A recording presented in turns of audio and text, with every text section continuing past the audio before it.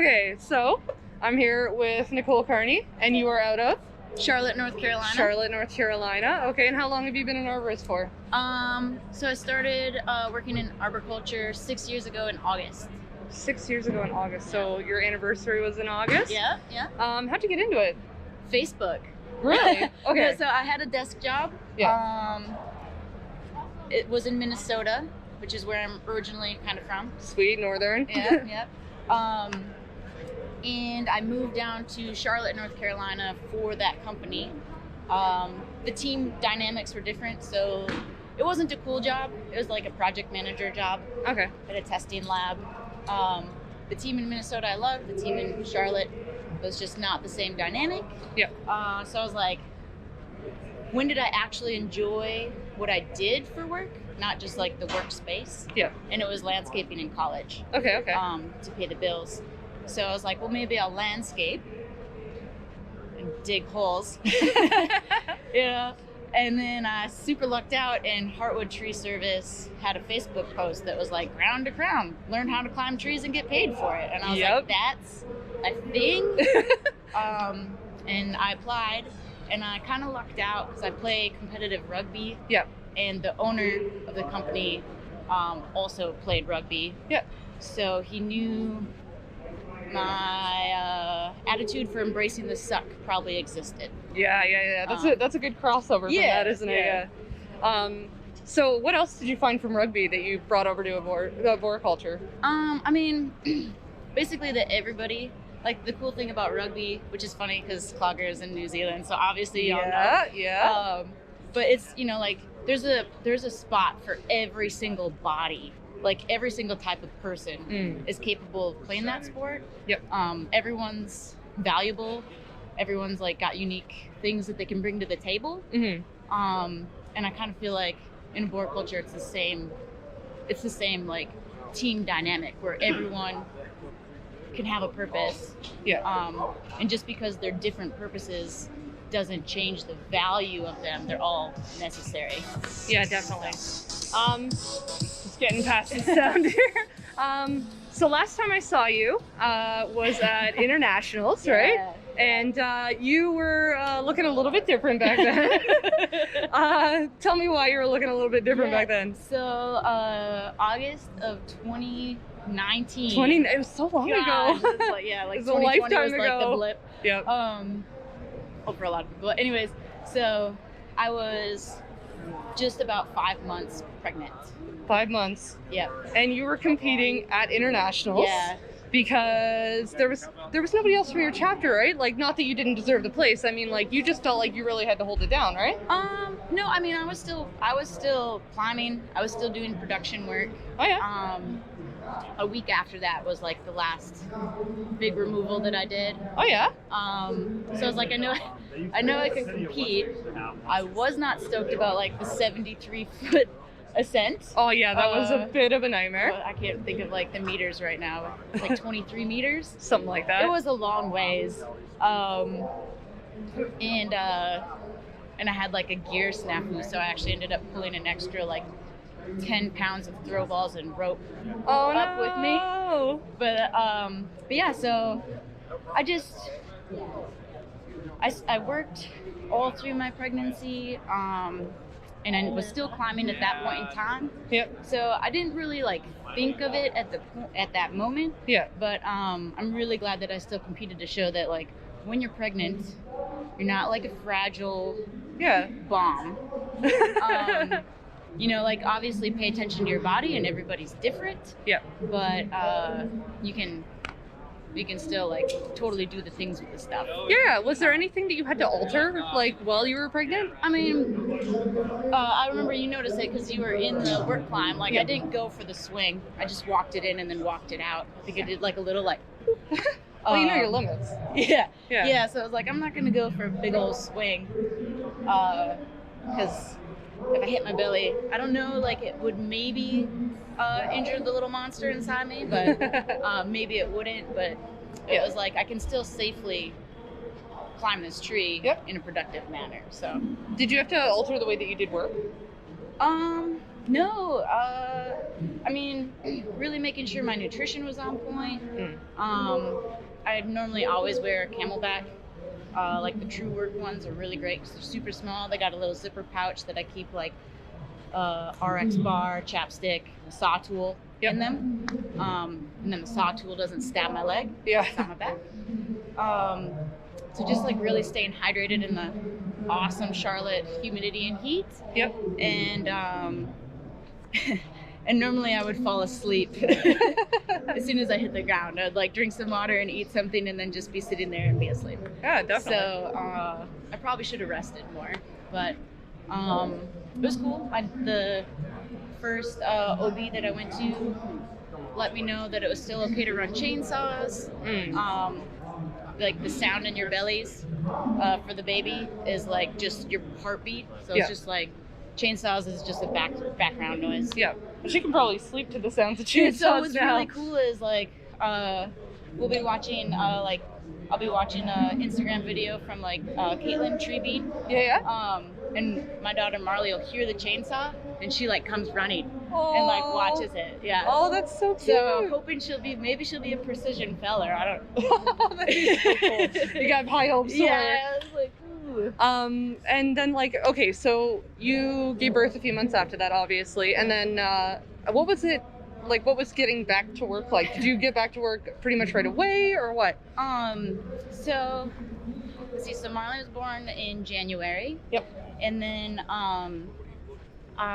the first climbing I went back to, it was pretty cool. It was 3 months after her birthday, like to the day. Okay. And it was the Charlotte Tree Climbing Competition cleanup day. Oh, okay. So it was awesome because it was like no pressure. It felt really great to get back up in the canopy with friends. Yeah. That were all like, oh, this is so cool. And Marley and my husband Colby were out there. Then unfortunately, like a week later, the world shut down. The comp was canceled. That thing that happened. I don't know. But I was really grateful that I got that little like bit of community right before we all kind of went into quarantine. Yeah. And then at 4.5 months after she was born, we went out to California for a eucalyptus removal project. Oh, sick. And I got to work with Anissa Wynn, badass. Also just incredible human being. And then Landon Painter, Jimmy Loftus, our fellers, Chuckles. So it was just like this really cool like little group of climbers, and we were just tasked with 46 eucalyptus removals along a super busy road.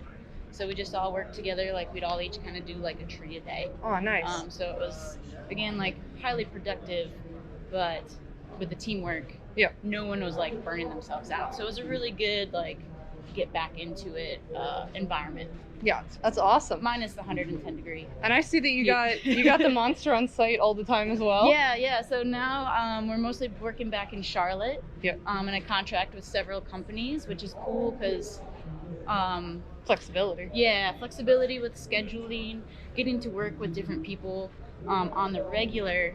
But Charlotte's just been like investing into greenway access in the city and into the city. Yeah. So my husband will like bike in with Marley like in the little buggy in the back. Oh, so cute. For lunch, like with a cooler and like bring the crew Gatorades or whatever. And wow, that's awesome. Yeah, that's some good teamwork. Yeah, it's fun. Yeah. It gives a good little break to especially when it was hot, a good little break to the day. Yeah, no kidding. Frick. When you're working you're in the south, like when you're working in the heat, that must be nuts. Dude, we call them 90-90s, where it's like 90 plus degrees and 90% humidity. So you're just soggy. You just learn to accept it. I mean, and it's like shameless plugs for Clogger, but that's like the pants are the best because they actually dry. You can wear them the next day and they're dry. Yeah. And they're already not hot, so. Yeah, they're the only ones you can survive in. And yeah, obviously biased, but yeah, and the chaps are great too. I won like a PPE question that Clogger did, like a challenge or whatever. Yep. Online, and I won a pair of the chaps, and they arrived like just as I was getting too big for my clogger pants. Oh, perfect. Yeah, and then it was cool. So the company that we worked for in California primarily does line clearance, and we showed them the chaps, and then the I think it was the Defenders or something. Yeah. But they ended up getting those for the all the crews. Oh, wonderful. Because it was like, because they saw how awesome yours were. yeah. Well, and then it's like when you have like soft pants, you don't have to worry about forgetting to put on your chaps. And then for the guys that don't normally do sock cutting, like maybe the grapple trucks, but if something's too big and they need to cut it, they just had chaps on their truck. Oh, makes sense. So yeah, it's always handy to have around. Yeah. Now I was asking my last interviewee, I'm just curious about like what setup you're running right now. So like what's your climbing setup in general? So it's kind of comical because I super lucked out when I was at Heartwood. I worked there with Cormac Nagan, right? He climbs like almost everything double rope. Okay. MRS for life. Yeah, MRS. And so that was kind of like, this is how we do it. Yep. And then when I went out contracting, I was like, man, I can get so much done with SRT. And then it started turning into showing other companies how to run SRT. And so the majority of the time sometimes I'm on my Rope Runner Pro, the Dragonfly. Ooh. Just like a little bounce, just a little more bounce than some of the other more static lines. A little bit of cushion. Yeah, a little bit of cushion. And then, oh, hey guys. Oh, you got a porter wrap to carry around in the tree. Show us your little porter wrap. Look, it's so cute. It's adorable. Super cute. I love it. I love it. Butt I don't know what ties. I'm going to do with it. 5 to 1. 5 to 1. Well, you got a machine though. It's good for a basal anchor too, because you can lower somebody on it. Oh yeah. Yeah. Okay, so That's right. So yeah, so Rope Runner Pro, Dragonfly, and then otherwise my wrench on that Arborgasm Poison Moon. Oh yeah. Really like that stuff, or the that green and purple Phantom. Oh, it's gorgeous. I know, it's so pretty, and it's like it's like super. It's pretty static, but it's like doesn't burn up my hands like the KM3 does. So yeah, the KM3 is like climbing on a steel cable sometimes. Yeah, especially once it's like under load for a while, and then you pull it out the tree, and it just like zigzags. Oh my gosh. Into like its pile. And you're on a tree motion? Yep, tree motion, Evo with the double bridge. Oh yeah. And then I just copied what Brian BJ Brock did, where he put just a little bungee in there. Oh, I love that. Yeah, I got the same setup. Yeah, so you don't get that like jingle, jingle, jingle. Yeah, it's so nice. And you always know where your system is. It's never between your legs. Yep. Yeah. And then essentially all I carry on there now is just a little hand ascender with a revolver clip carabiner to make a 3 to 1 for limb locks. Oh, nice, smart. That makes SRT easier. Yeah, and then a foot locking prusik, and which I can use for foot locking or redirects. Yep.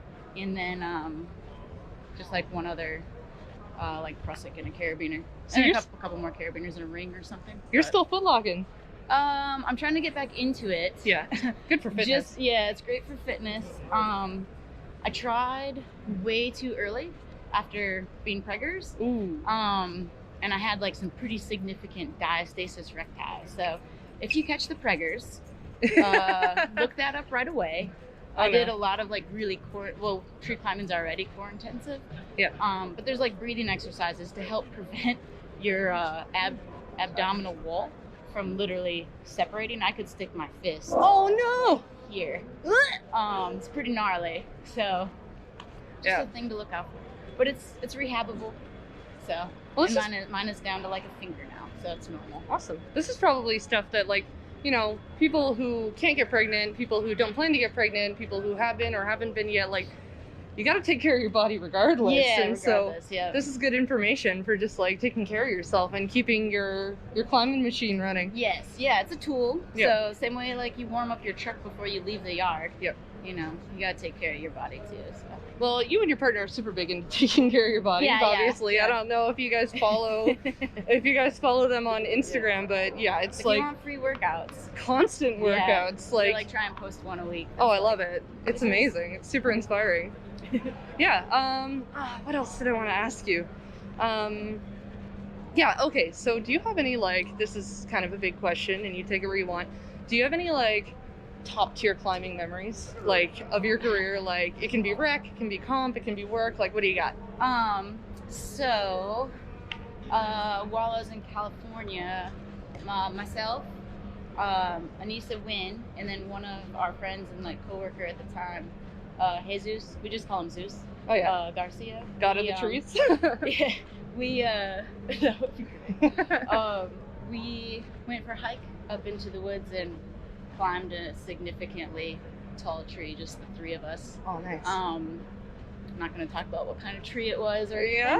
It was just the experience of, like, getting to climb that high, not disturbing the tree, like, in any way, and just sitting at the top, just silent and like soaking and breathing in it. Nice.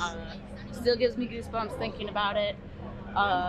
It was cool because it was like, let's see, I think I was 6 months postpartum. Oh, yeah. Anissa led the charge like a freaking boss. And I, like, brought up the tail just because Zeus was still, like, newer at SRT. Yep. And so just, like, system checking and all that stuff, because we got in at, like, 100 feet, but then had to progress another 160. So you're doing multiple pitches like you're climbing El Cap or something. Yeah. Wild. It was pretty cool. You know, and it's different, like, doing something like that, challenging, and, like, not a lot of people have done that. Yeah.